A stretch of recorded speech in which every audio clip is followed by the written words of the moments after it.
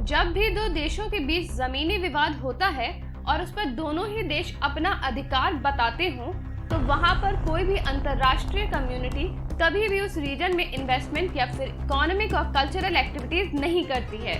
इसके पीछे का कारण ये है कि सामने वाला देश नाराज ना हो जाए और किसी एक देश का क्लेम मजबूत या फिर कमजोर ना पड़ जाए। इसलिए दुनिया भर के देशों की सरकारें डिस्प्यूट टेरिटरीज पर अपना स्टेटमेंट भी न्यूट्रल रखती हैं और अपने देश के ऑफिशियल मैप्स पर उस डिस्प्यूट टेरिटरीज को अलग से मार्क करती हैं।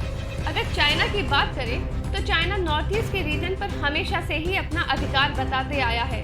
हालांकि है तो ये सभी रीजन भारत के ही, लेकिन अमेरिका और रशिया जैसे देश चाइना के नाराज हो जाने के डर से इस रीजन पर कभी भी बड़े स्तर पर शामिल नहीं होते हैं। लेकिन एक ऐसा देश है जो एक बार नहीं बल्कि कई बार नॉर्थ ईस्ट रीजन में अपनी इन्वॉल्वमेंट को दर्शाता आया है, और वो कोई और नहीं बल्कि जापान है, जो आसाम में ब्रह्मपुत्र नदी के ऊपर स्ट्रेटेजिक रूप से important longest bridge of India को बनाना, मेघालय में new Umtru hydro electricity power station को रीडेवलप करने से लेकर गुवाहाटी के वाटर सप्लाई और सीवेज प्रोजेक्ट जैसे नॉर्थ ईस्ट के कई इंपॉर्टेंट प्रोजेक्ट्स में इन्वॉल्व है।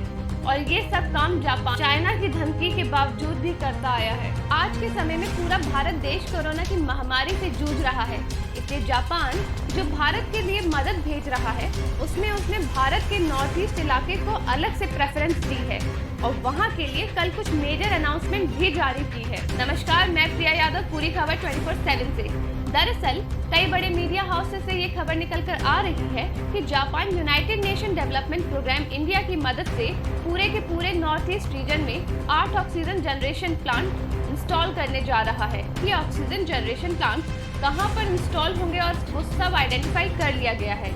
ये सभी oxygen generation plant north east के अलग अलग हॉस्पिटल्स में एक समय पर एक साथ 1300 बेड्स की ऑक्सीजन को पूरा करेंगे और बाकी के बची ऑक्सीजन को आसपास की हेल्थ फैसिलिटी में डिस्ट्रीब्यूट कर दिया जाएगा।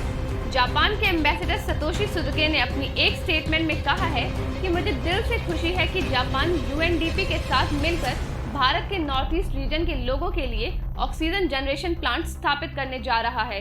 इस नाजुक समय में और कोविड-19 की लड़ाई में जापान इंडिया के साथ खड़ा है। ये सारी जानकारी भारत में जापान के एम्बेसी ने कल के प्रेस रिलीज के जरिए दी और इस महामारी के लड़ाई में भारत की पूरी मदद करने में पूरी प्रतिबद्धता जताई।